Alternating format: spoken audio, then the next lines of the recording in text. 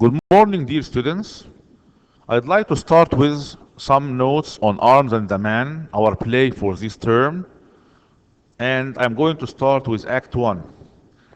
The scene opens in a Bulgarian house in the city of Selvanizia.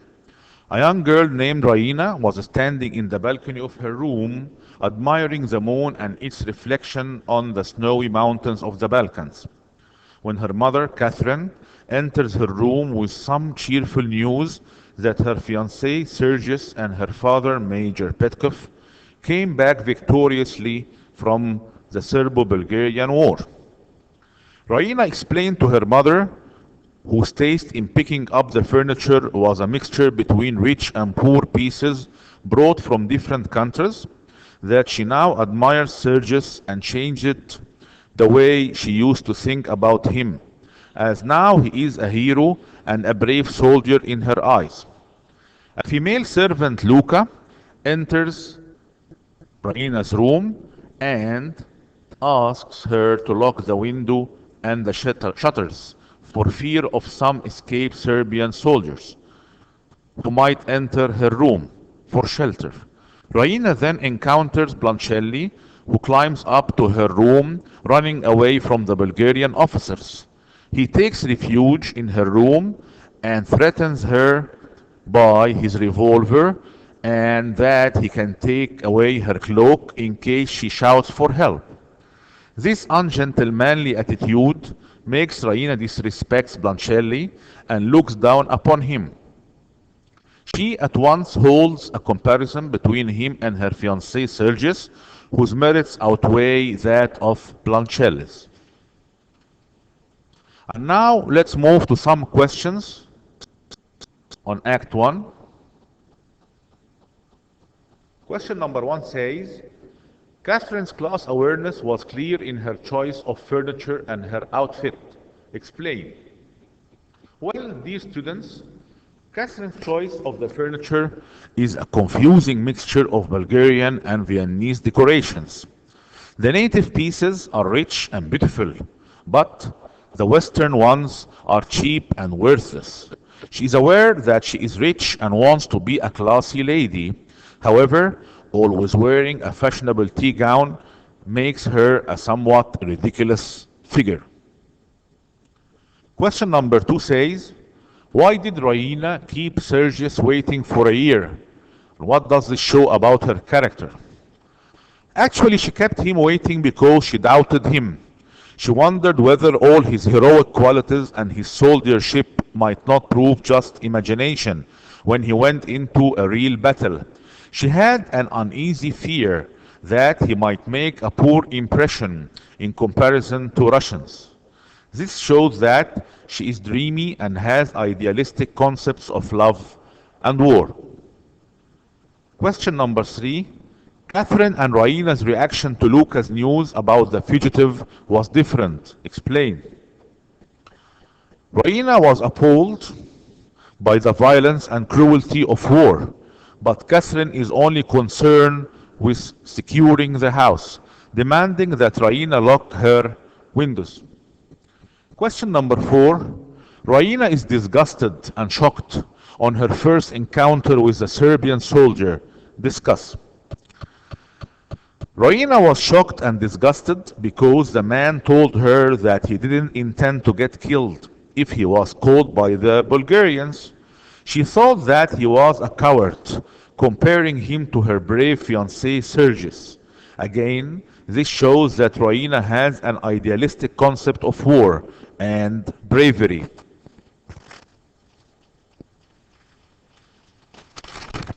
Question number 5. Raina's disdain towards the Swiss fugitive changed to compassion. Explain.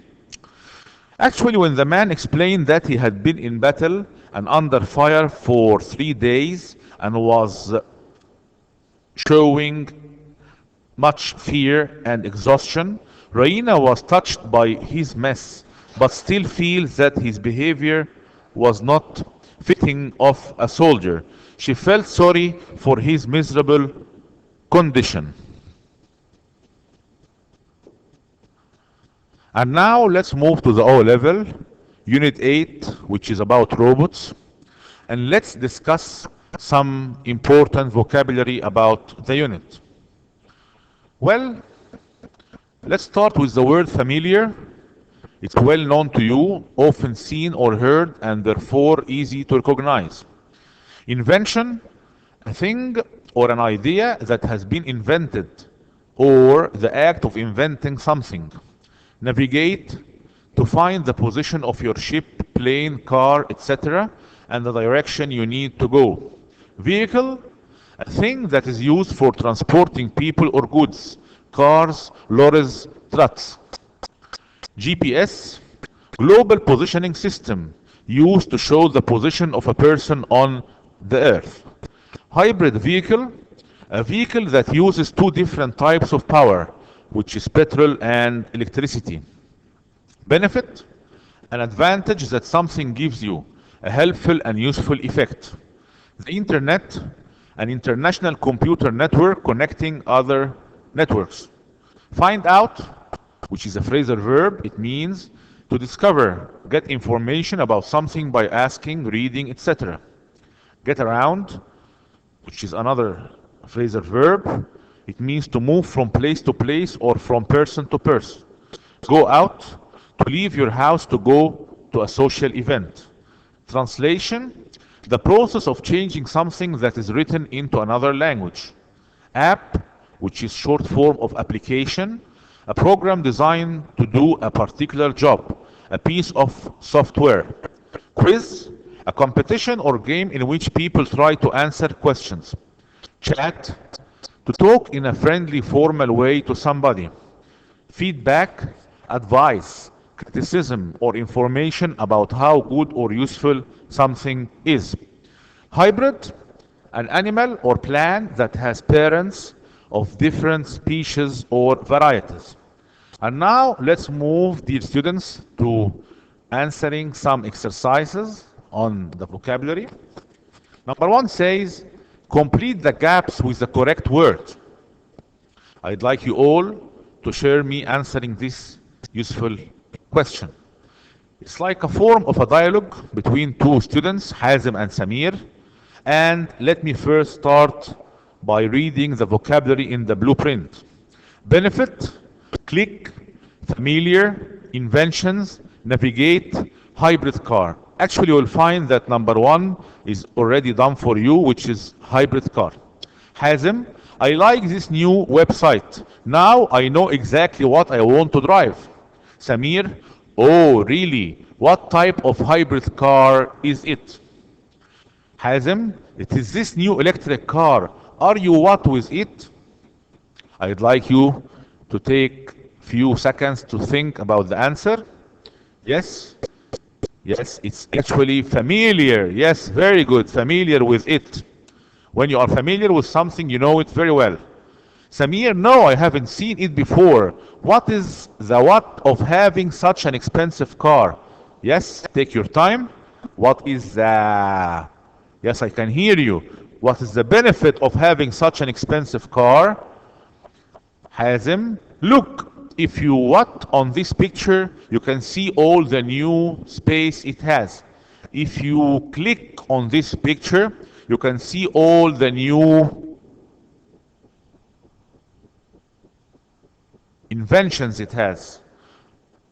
What is the thing at the front? It is the GPS. The car can find the place you want to get to and then navigate your journey to it. And now let's move to exercise number 2. Let me start by reading the words in the blueprint. We have the first one, app, which is already used. The second one is chat. The second one is chat. The third is feedback. The fourth is quiz. The fifth is translation. Let me read the passage for you. Today, many people like to study online. Students can download an electronic program. You have to give me another equivalent to this word or this expression, which is app, and start an online communication. Yes, I can hear you. Can you guess the answer? Another word for communication is right. It is chat. with the new teacher in a few minutes. When language is a problem, it is possible to see a sentence in another language. A sentence in another language is translation by just pressing a button. Some courses don't have tests, but they do have a fun collection of questions. Collection of questions is quiz to make sure you are learning, and most courses offer information about how well or bad you did something is feedback, so you can understand the progress you make. Another useful exercise, you have to circle the correct answer or the most suitable answer. The passage says, the reason or the result we use the internet is, so the circle is around the reason, is that we get information quickly. However, the internet has some, by the way, when he started with the linking word, however, do you think he's going to add information or to give us another opposite idea? Yes, I guess the other answer is correct. Internet has some disadvantages. The problem with the internet is that it can lead to wasting our time. Therefore, we should use it properly. And now, grammar time. I'm going to revise the conditional sentences starting by the zero condition.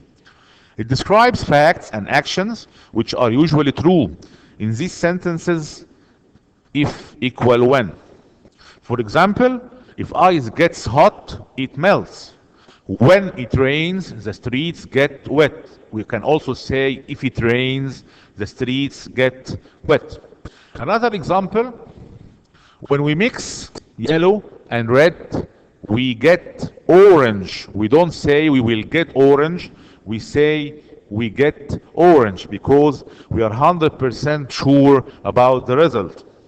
Now let's move to the first condition, which is statements and negative statements in this nice table. The rule says if it's present simple, the second part of the sentence, which is the clause of result, we use will plus the infinitive. The example says, if you work hard, you will, and between the parentheses we can see the short form of you will, do well at school. Another example, if you don't work hard, you will not, or we can say you won't do very well. So it's a matter of cause and result, or cause and effect. That's what we can say about the first condition. For example, we can say if we study hard, we will succeed. If we walk fast, we can reach school early. If we go on a diet, we can, or we may, or we will lose weight. Now let's move to the question form in this table. What will you do if you pass or don't pass the exam?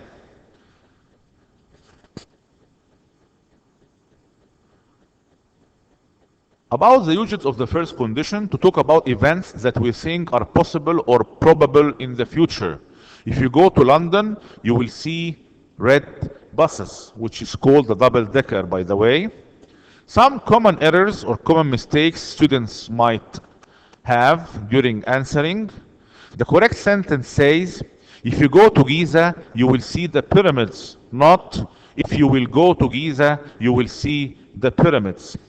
The explanation says, in first conditional sentences, the verb after if is in the present simple. And now let's move to the second conditional. Statements and negative statements. This is the first table.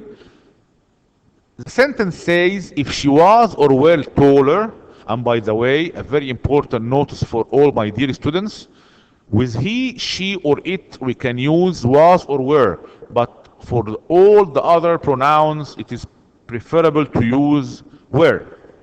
Again, the sentence says, if she was or were taller, she would be in the school team. Actually, maybe they mean the basketball team.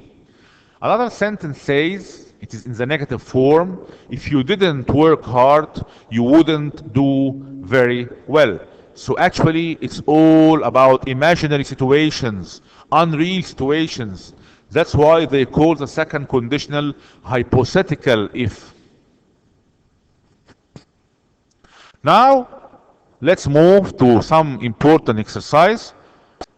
But before moving to the important exercise or the important drill, I'd like to mention using the second conditional for the purpose of advice, which is if I were you, I would sleep early.